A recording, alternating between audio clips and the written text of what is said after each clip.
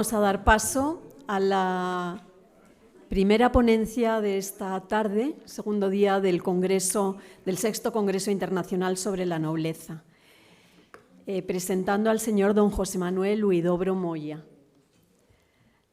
que va a presentar la nobleza no titulada en Europa, estructura, funciones y figuras destacadas.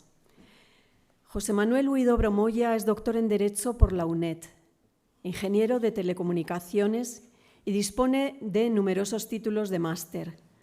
Es también diplomado en Historia Militar, en Heráldica General y Militar, en Vexilología y en Poliorcética y especialista en gestión de las TIC. Ha sido directivo en empresas nacionales y multinacionales, miembro del Foro Histórico de las Telecomunicaciones, del Instituto de la Ingeniería de España y de la Asociación de Autores Científico-Técnicos y Académicos. Vocal de las Juntas del Colegio Asociación Española de Ingenieros de Telecomunicación. Ha ejercido como profesor durante 25 años en másteres y otros cursos organizados por diversas universidades y empresas. Tiene una gran trayectoria en el ámbito de la nobleza y la heráldica.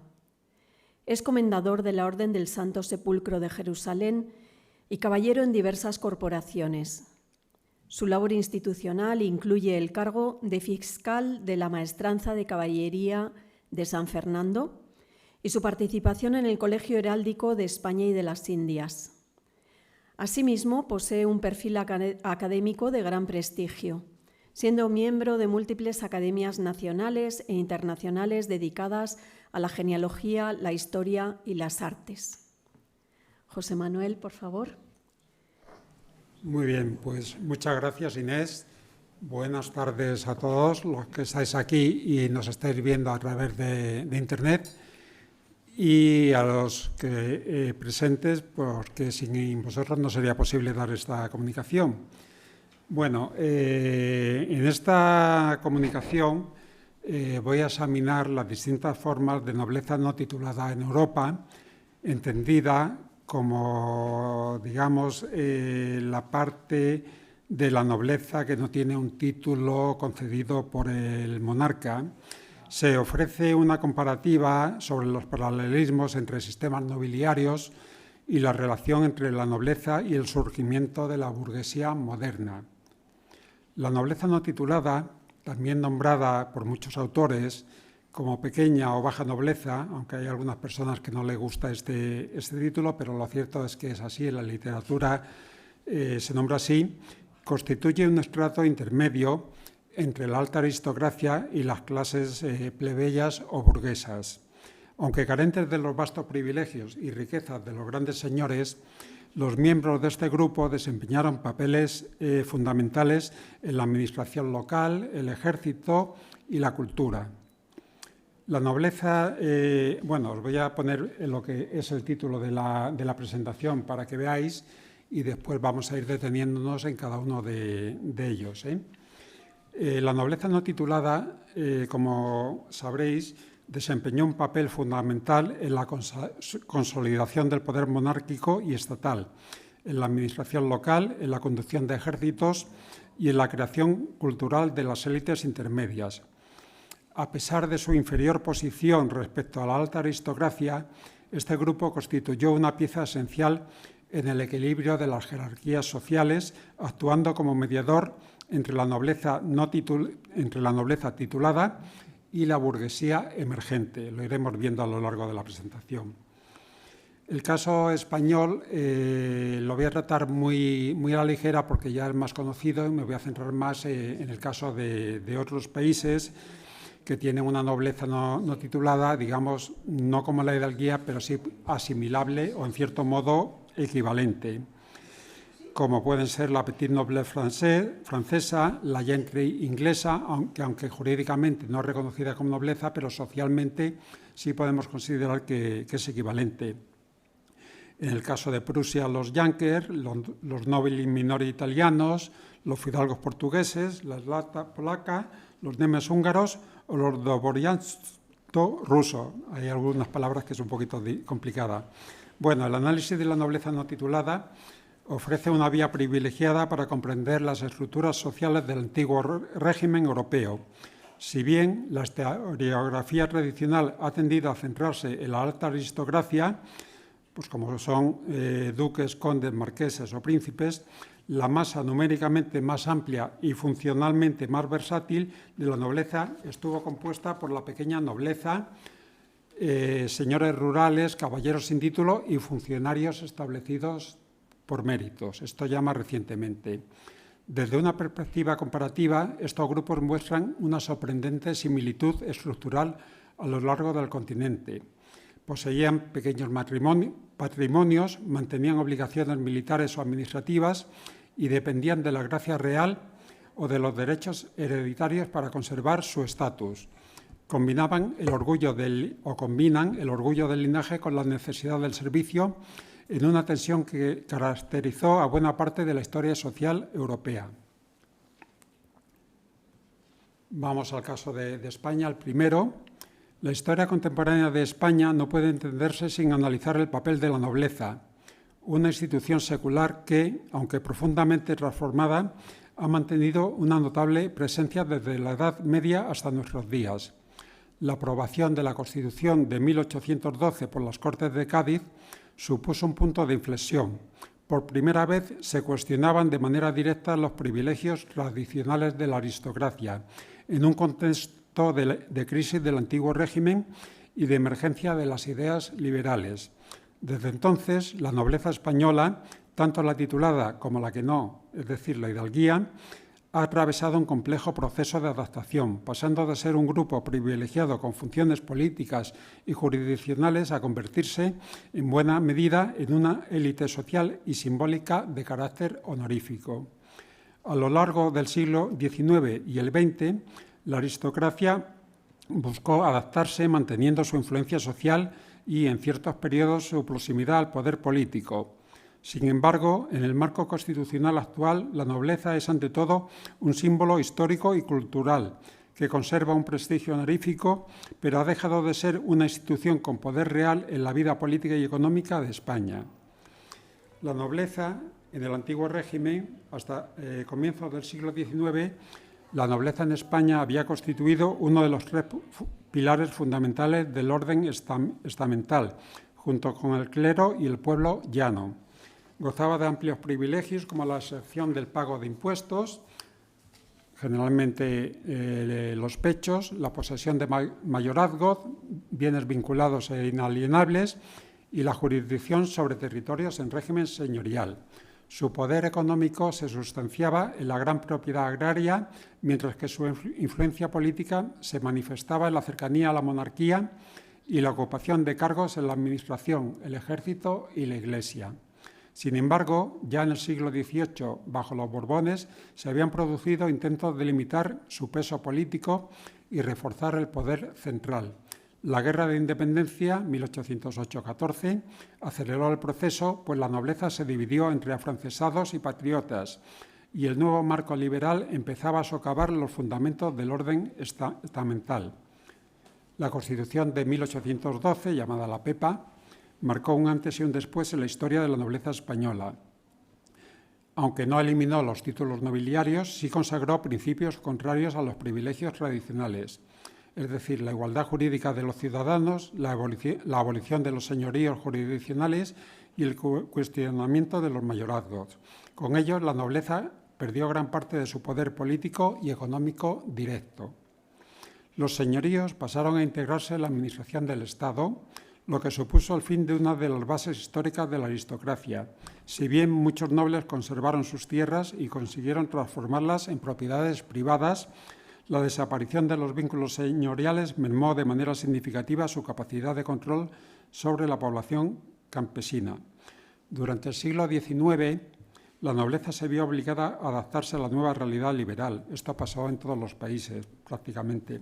Aunque continuaba siendo un grupo social influyente, su papel cambió. Muchos aristócratas se integraron en la vida política como miembros destacados de partidos moderados y conservadores, aportando estabilidad y apoyo a la monarquía.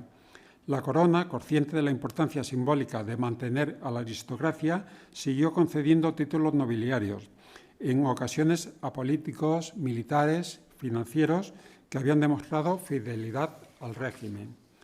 En el plano económico, la nobleza intentó reconvertirse, mientras algunas familias lograron mantener su posición mediante la modernización de sus explotaciones agrarias y también la inversión en sectores emergentes como el ferrocarril o la banca, otras fueron perdiendo relevancia a causa de las desamortizaciones y de la fragmentación de sus patrimonios. Este proceso acentuó la división entre una aristocracia de gran fortuna y prestigio y una nobleza en gran parte empobrecida, que conservaba el título pero carecía de recursos materiales. Durante la restauración borbónica a finales del siglo XIX, en el periodo 1874-1931, la nobleza recuperó cierta visibilidad pública. Muchos aristócratas ocuparon cargos en el Senado, la diplomacia o la alta administración y continuaron siendo figuras claves en la vida social y cultural.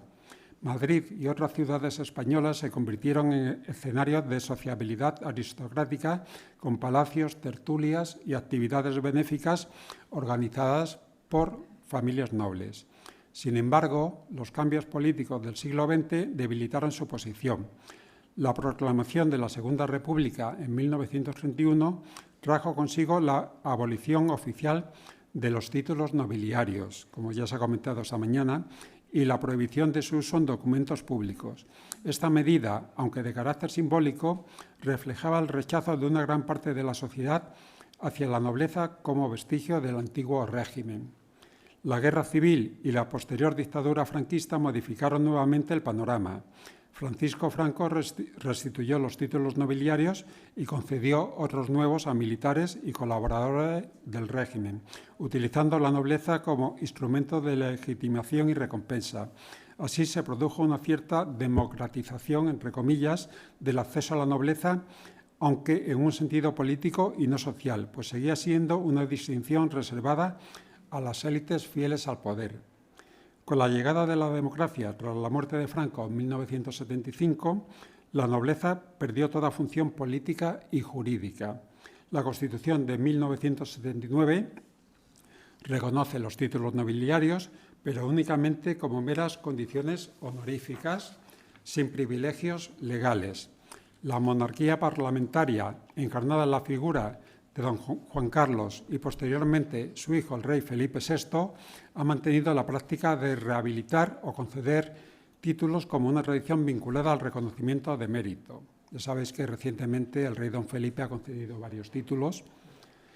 La trayectoria de la nobleza española ilustra, en definitiva, el tránsito de un orden social estamental hacia una sociedad de ciudadanos iguales en derechos, donde la tradición aristocrática subsiste como vestigio de un pasado que sigue despertando interés, pero sin capacidad de condicionar el futuro. Pasamos ahora a la situación en Francia. Os digo, voy a hacer un recorrido por los distintos países europeos para que vayamos viendo las similitudes y diferencias entre unos y otros. En el caso francés, la nobleza no titulada se denominó petit noblesse o gentilhommes, expresión que designaba a los nobles de recursos modestos y escaso poder político. Estos nobles de origen antiguo o de servicios recientes solían poseer pequeñas propiedades rurales y estaban obligados a servir en el ejército o en la administración local. Desde el siglo XIII, la nobleza francesa se estructuró en torno a la posesión del feudo y al servicio militar. Sin embargo, a medida que el Estado se consolidó, especialmente desde la monarquía de los Capetos hasta los Borbones, se produjo una estratificación interna entre la nobleza de espada y la nobleza de robe o nobleza de toga, reflejando la diferencia entre la nobleza hereditaria militar y la adquirida por funciones judiciales o administrativas. En lo que son las actas ya explicaré lo que es cada tipo de nobleza y demás, pero vamos, para no alargarme ahora con ello. Ambos grupos coexistieron, pero la pequeña nobleza de provincias, a menudo arruinada, se vio desplazada por las élites cortesanas y los funcionarios enriquecidos. La petite noblesse francesa ocupaba, pues, una posición ambivalente. Por un lado, conservaba el prestigio del nombre y del escudo, el que lo tenía, claro. Por otro, carecía de los medios para mantener un tren de vida acorde con su rango. Muchos de estos nobles se refugiaron en el servicio militar como una única vía para subsistir y mantener su honor, constituyendo el grueso de los oficiales del ejército real durante los siglos XVII y XVIII. Otros se adaptaron a la administración local o se vincularon a las reformas ilustradas que precedieron a la Revolución. Entre los personajes más representativos de esta clase destaca Charles de Bath-Castelmort, conde de Artagnan, figura histórica inmortalizada por Alejandro Dumas como símbolo del ideal caballeresco. Artagnan, de familia gascona modesta, encarna la fidelidad al rey. Todos habéis visto las películas de los tres mosqueteros, los cuatro mosqueteros de Artagnan, pues ya veis un poco que era un personaje real, no era un personaje ficticio. Otro ejemplo es Jean de La Fontaine, proveniente de una familia noble de provincia, cuya vida refleja el tránsito cultural entre nobleza rural y burguesía ilustrada. Finalmente, Gilbert Dumoutier, marqués de Lafayette, este también es un personaje conocido, nacido en una familia de la pequeña nobleza, alcanzó proyección internacional como militar y reformista liberal, participando tanto en la Revolución Americana como en la Francesa. Constituye un ejemplo de ascenso social mediante méritos y participación en causas liberales. La Revolución de 1789 puso fin al sistema feudal y abolió los privilegios nobiliarios, pero la petite noblesse encontró vías de supervivencia a través de la administración napoleónica y más tarde del Estado liberal. Su herencia pervive en la cultura del honor, el mérito y el servicio que caracterizó a las clases dirigentes francesas hasta bien entrado el siglo XIX. Ha habido una evolución y una transformación de la nobleza en la época napoleónica. En general, la nobleza europea experimentó uno de sus procesos de transformación más profundos durante el periodo napoleónico. Podemos datar entre 1799 y 1815. Tras la Revolución Francesa, que había destruido en gran medida el antiguo régimen feudal y los privilegios hereditarios de las aristocracias, el ascenso de Napoleón Bonaparte supuso la creación de un nuevo orden nobiliario adaptado a las exigencias del imperio. Este nuevo sistema combinaba los ideales meritocráticos del periodo revolucionario con una restauración simbólica del prestigio y jerarquía propios de la nobleza tradicional. La nobleza napoleónica representó una síntesis entre la tradición aristocrática y la modernidad política. Al mismo tiempo que evocaba la pompa del antiguo régimen, introducía principios de igualdad de oportunidades, mérito y servicio al Estado, adaptando los símbolos de la heráldica a un lenguaje cívico e imperial. Napoleón comprendió el valor simbólico de la nobleza como instrumento de legitimación, pero la adoptó de un nuevo contenido acorde a la era de la Revolución y del nacionalismo moderno. De esta manera, la nobleza del imperio se convirtió en una expresión de movilidad social, del prestigio militar y de la glorificación del Estado moderno. La llamada nobleza imperial no solo representaba un instrumento político, sino también una forma de recompensar la lealtad, el talento y los servicios prestados al Estado, especialmente en el ámbito militar y administrativo. Así, bajo el imperio napoleónico, se configuró una aristocracia moderna vinculada al mérito y la gloria, en contraposición a la antigua nobleza de nacimiento. Tras la Revolución Francesa, el nuevo orden republicano proclamó la igualdad civil y eliminó los símbolos de distinción social. Los escudos, coronas, blasones y toda manifestación heráldica fueron prohibidos por considerarse emblemas de la opresión feudal. Durante ese periodo, 1790-1799, la palabra noble se convirtió prácticamente en sinónimo de enemigo de la Revolución. Sin embargo, con el ascenso al poder de Napoleón Bonaparte, primero como primer cónsul en 1799 y luego como emperador en 1804, la situación cambió radicalmente. La Francia, por revolucionaria, necesitaba un nuevo sistema de jerarquías y recompensas que garantizara la fidelidad al nuevo régimen. Napoleón comprendió que para consolidar el poder necesitaba rodearse de una élite fiel, pero adaptada a los principios revolucionarios. Su idea no era restaurar la vieja nobleza feudal, sino crear una nueva aristocracia de mérito y de servicio al Estado. De este modo, la nueva nobleza napoleónica se presentó como un instrumento político de cohesión social que reconocía tanto a los antiguos aristócratas reconciliados con el régimen como a los nuevos hombres surgidos de la Revolución y el ejército. Con la derrota de Napoleón en 1814 y la restauración borbónica, la nobleza imperial fue oficialmente suprimida. No obstante, el legado del sistema napoleónico perduró. El modelo napoleónico inspiró a otras monarquías como la austriaca, la prusiana o incluso la rusa a introducir sistemas de títulos honoríficos que premiaban el servicio al Estado más que la herencia del linaje. Pasamos ahora a Inglaterra, básicamente la gentry. En Inglaterra, el estado equivalente a la nobleza no titulada fue conocido como la gentry, un grupo social que, aunque carente de títulos nobiliarios superiores como conde o duque, disfrutaba de reconocimiento jurídico, prestigio social y poder político local. Su estatus no estaba tan rígidamente definido por la ley o el linaje inmemorial como en Francia o en España, sino por la propiedad territorial, la independencia económica y el estilo de vida refinado. La gentry se consolidó especialmente tras la conquista normanda, cuando la aristocracia feudal comenzó a dividirse y los propietarios rurales menores adquirieron funciones administrativas en nombre de la corona. La monarquía Tudor, 1485-1603, y posteriormente la Estuardo fomentaron el ascenso de esta clase al servicio del Estado, transformando a antiguos caballeros rurales en magistrados, jueces de paz, parlamentarios. Su identidad se apoyaba en tres pilares: el linaje, la propiedad territorial y la educación humanista. La gentry estaba dividida jerárquicamente en varias categorías, como eran los baronets, los caballeros y los squire y gentleman. A diferencia de la nobleza continental, la gentry inglesa se caracterizó por su vocación política y parlamentaria, desempeñando un papel clave en el desarrollo del constitucionalismo inglés. Sus miembros representaban a los condados en la Cámara de los Comunes, convirtiéndose en actores decisivos durante la Guerra Civil de 1752-1751 y la Revolución Gloriosa. Entre las figuras más representativas se encuentran, por ejemplo, Oliver Cromwell, terrateniente de origen modesto que lideró las fuerzas parlamentarias y estableció la Mancomunidad de Inglaterra. Su ascenso político ilustra la capacidad de la gentry para cuestionar y subsistir al poder monárquico tradicional.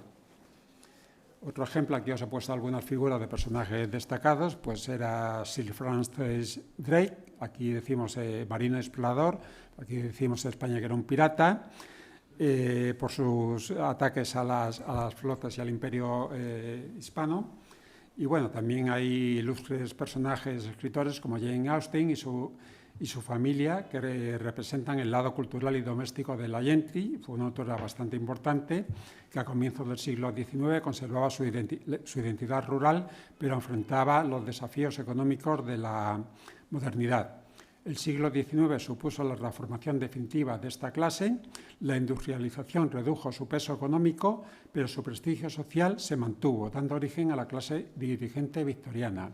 La gentry encadenó así el modelo de nobleza funcional y meritocrática, donde la educación y la propiedad reemplazaron al linaje como fundamento del estatus. En Alemania, la situación fue algo diferente. A diferencia de la gentry inglesa, la nobleza no titulada alemana no tendió hacia la representación parlamentaria, sino hacia la obediencia militar y la lealtad al soberano. Su poder económico y político derivaba del control sobre los campesinos y de su papel en la burocracia militar prusiana. El Estado prusiano, desde Federico I, el rey sargento, hasta Federico el Grande, fomentó un modelo de nobleza disciplinada, protestante y burocrática, que combinaba el control rural con el servicio castrense. El Junker, que era como se denominaban estos nobles, era ante todo un soldado administrador comprometido con la idea de un Estado centralizado y jerárquico.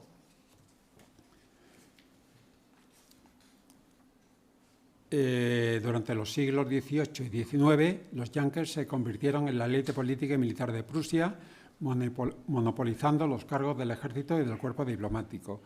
Entre las figuras más emblemáticas de todas ellas, pues yo diría que sería Otto von Bismarck, canciller del Imperio Alemán, quien encarnó la síntesis entre tradición nobiliaria y modernidad política. Pero también hay algunos más, como podréis ver en las actas. Aún después, durante la República, los yanquis mantuvieron su influencia hasta la caída del Imperio Alemán en 1918. Aún después, durante la República de Weimar, conservaron poder económico y político, especialmente en el este de Alemania. Su declive definitivo se produjo tras la Segunda Guerra Mundial con la abolición de los privilegios nobiliarios. Sin embargo, su legado institucional persistió en la mentalidad burocrática y militar alemana, símbolo de un modelo de nobleza disciplinada y conservadora. Voy un poco rápido para tocar a todos. Italia, pasamos ahora a otro país. La península italiana ofrece un panorama de extraordinaria diversidad nobiliaria, producto de su fragmentación política entre repúblicas, ducados, principados y estados eclesiásticos. En este contexto, los estratos inferiores del estamento nobiliario fueron conocidos como nobili minori o piccola nobiltà, términos que engloban a los caballeros y familias con títulos menores o con privilegios locales. Su posición social variaba según la región, pero en general se trataba de nobles, en algunos casos empobrecidos, que mantenían prestigio simbólico, participación en cargos públicos y una fuerte conciencia de linaje. En las repúblicas urbanas como Florencia, Génova o Venecia, la pequeña nobleza tendió a confundirse con las élites mercantiles. Muchos nobili minori participaban en el comercio, la banca y la política municipal, dando lugar a una nobleza cívica más que feudal. En cambio, en los estados feudales del sur, como Nápoles o Sicilia, la nobleza sin títulos conservó un carácter rural y clientelar, subordinado a la aristocracia baronial. El Renacimiento italiano produjo una compleja red de relaciones entre cultura y nobleza menor. La educación humanista, la carrera eclesiástica y el servicio diplomático ofrecieron a la pequeña nobleza vías de prestigio alternativas a la riqueza. El ideal del cortellano, formulado por Baldassare Castiglione en el libro del cortesano en 1528, estableció un modelo de noble refinado y culto en el que muchos nobili minori intentaron reconocerse. Entre los ejemplos más destacados figura Torquato Tasso, 1544-1595, poeta y autor de la Jerusalén Liberata, cuya familia pertenecía a la baja nobleza de Bérgamo. Tasso personifica el conflicto entre el orgullo del linaje y la dependencia económica de los mecenas cortesanos. Otro caso es el de Giuseppe Garibaldi, que, aunque no pertenecía a una familia noble tradicional, aspiró a los valores caballerescos de la piccola nobiltà, simbolizando la transición entre la nobleza de servicio y el nacionalismo moderno, cuya vida encarna la movilidad entre clases y el ideal de servicio patriótico. La nobleza italiana fue también un motor cultural. En sus filas se formaron eruditos, diplomáticos y artistas que sirvieron a príncipes y papas. Con la unificación de Italia en 1861, la piccola nobiltà perdió privilegios, pero mantuvo una importante función simbólica como portadora de la memoria histórica y estética del antiguo régimen. Su supervivencia se dio en el ámbito social y cultural más que en el político, integrándose progresivamente en la burguesía liberal. En Portugal el caso es muy parecido al de España, pues bueno, aquí tenemos los hidalgos, allí los fidalgos, pero como somos vecinos y parientes, pues muchos casos son parecidos. Esto voy a ir más rápido para centrarme después en otros países, pero vamos, los fidalgos portugueses fueron una clase social noble que desempeñó un papel fundamental en la historia de Portugal, igual que en España los hidalgos, especialmente durante la Edad Media y la llamada Era de los Descubrimientos.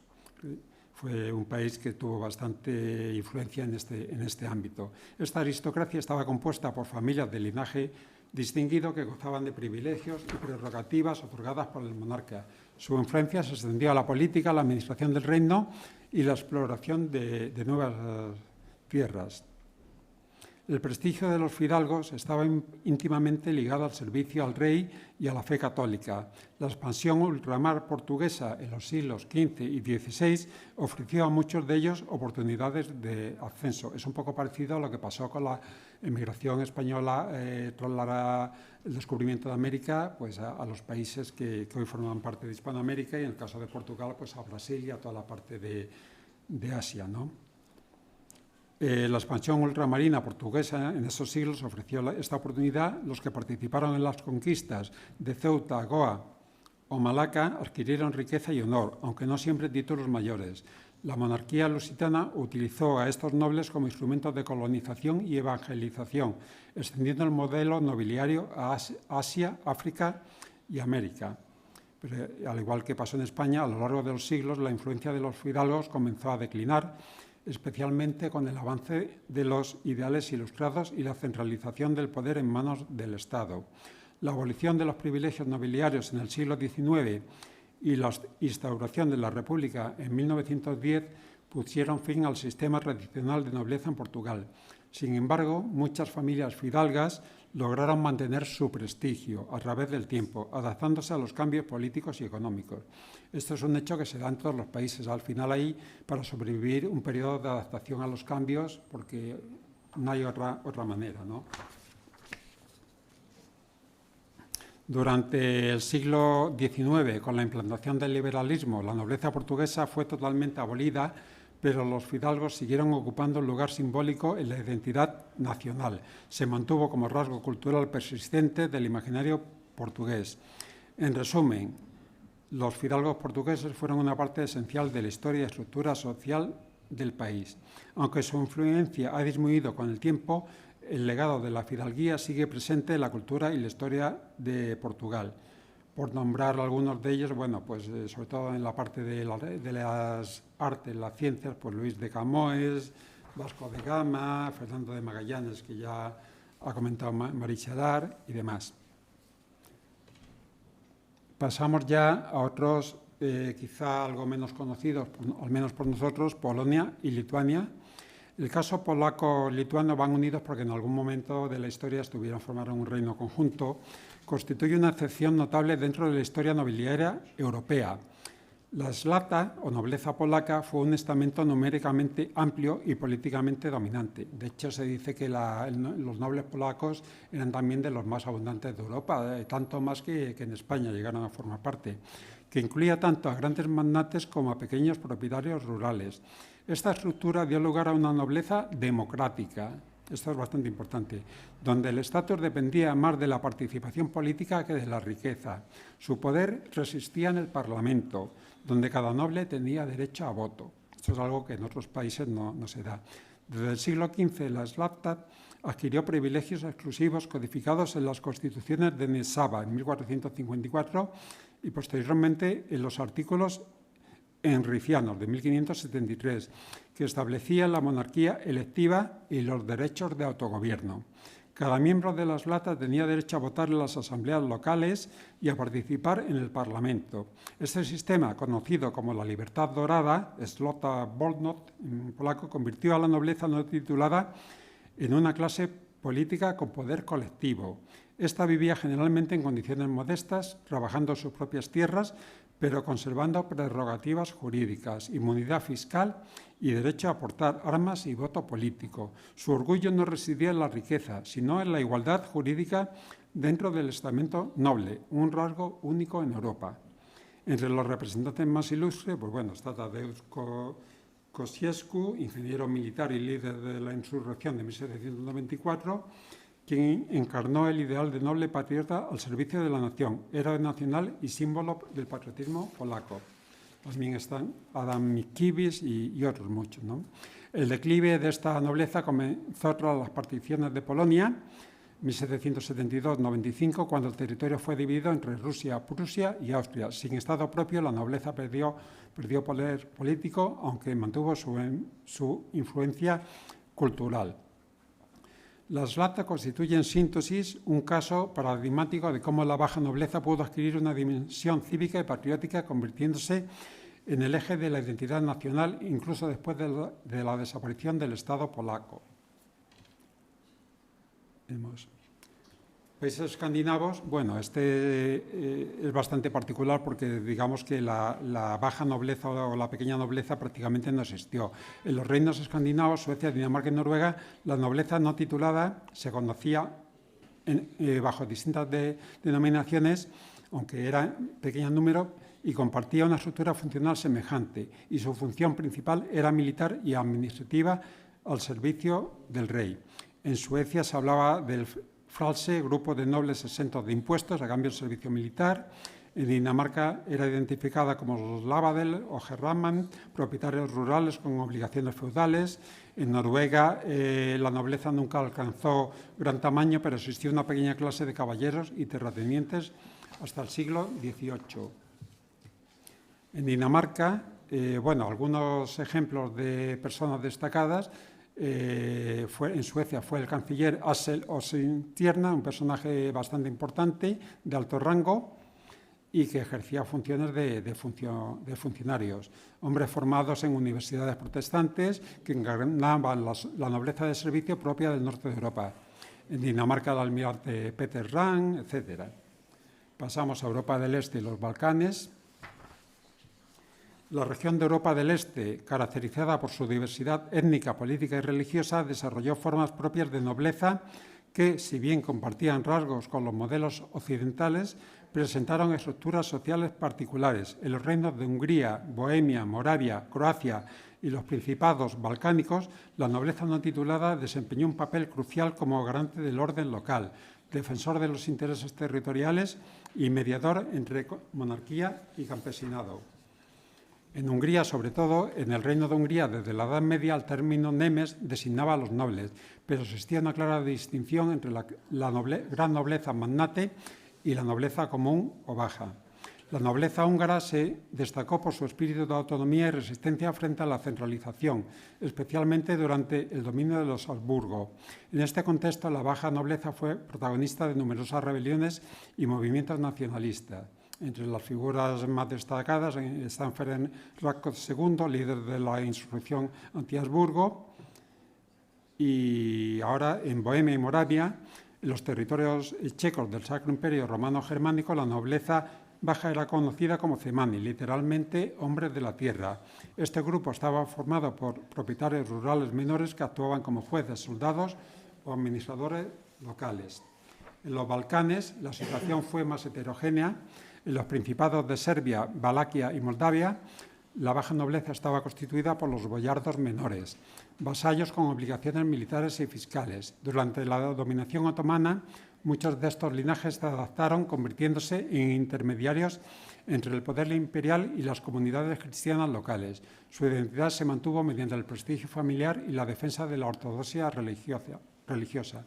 Y ya para terminar, voy a comentar un poquito el caso de Rusia. La nobleza no titulada rusa fue una creación singular en Europa.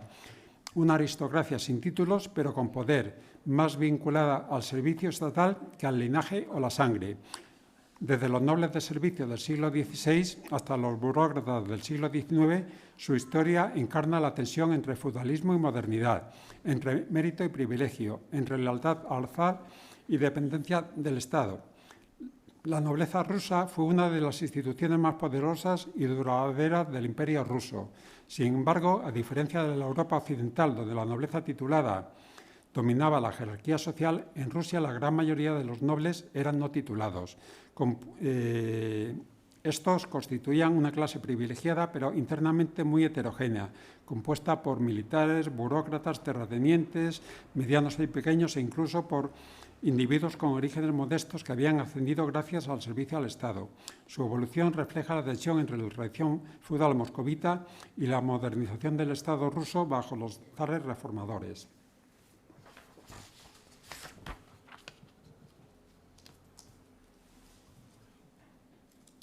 Aquí cabría destacar la gran reforma de Pedro el Grande, 1682-1725, y el nacimiento del noble funcionario.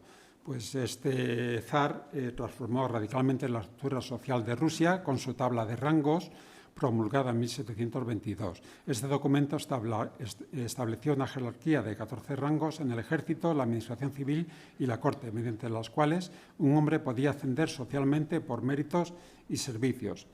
A destacar que los rangos más altos conferían nobleza hereditaria y los rangos medios o inferiores otorgaban nobleza personal válida solo para el individuo. Bueno, aquí he puesto algunos de los personajes. Es curioso observar, pero por ejemplo Lenin pertenecía a la baja nobleza y otros muchos, Nikolai Gogol y bueno, este personaje que veis aquí era un español pero que estuvo en Rusia prestando servicios. Y ya para terminar, porque creo que quedan 2 o 3 minutos, como conclusión, el estudio comparado de la nobleza europea no titulada permite identificar tanto patrones comunes como diferencias estructurales derivadas del contexto político, religioso y económico de cada región, como decía al principio. Aunque compartía rangos estructurales comunes, es decir, una identidad basada en la sangre, la propiedad y el servicio, su papel varió según la evolución política de cada región. Así, en los países centralizados fue absorbida por la burocracia estatal, mientras que en otros, no centralizados, conservó mayor autonomía política. La Ilustración y las reformas liberales del siglo XIX transformaron este grupo. Muchos miembros se integraron en la burguesía o en la administración moderna, preservando su prestigio simbólico. La Ilustración, las revoluciones liberales y la industrialización alteraron radicalmente el papel de la nobleza. El privilegio jurídico perdió sentido frente al principio de igualdad ante la ley y la riqueza dejó de depender de la tierra. Sin embargo, la baja nobleza logró adaptarse mediante su reconversión en clase dirigente ilustrada o burguesa, conservando su capital cultural, educativo y simbólico. En muchos países como Francia, Inglaterra, Suecia, este grupo se transformó en la élite profesional y administrativa moderna, desempeñando una función mediadora entre la tradición aristocrática y la modernidad capitalista. En Rusia, la revolución de 1905, pero sobre todo la de 1917, marcaron el fin del sistema nobiliario. Los decretos bolcheviques abolieron todos los títulos, privilegios y propiedades nobiliarias y los registros heráldicos fueron destruidos o dispersados. Para finalizar ya, la nobleza no titulada desempeñó un papel esencial como intermediaria y su declive no supuso su desaparición, sino su adaptación a las nuevas estructuras sociales. Pese a las diferencias nacionales, la nobleza no titulada compartió una función cohesionadora en la historia europea. Aunque el siglo XIX marcó su declive formal, la nobleza no desapareció, se transformó. En algunos países adoptó la forma de una clase profesional ilustrada, en otros conservó un papel simbólico de guardianes de la historia y la moral cívica. Su legado sigue presente en la cultura europea contemporánea, en la idea misma de nobleza de espíritu, heredera de aquella antigua jerarquía social. Todo esto, como os decía, es un poco resumen de un libro que acabo de publicar recientemente sobre la nobleza no titulada en Europa, y en las actas pues, se amplía la información que os acabo de dar. Así que creo que ya estamos a tiempo. Muchas gracias a todos por la atención.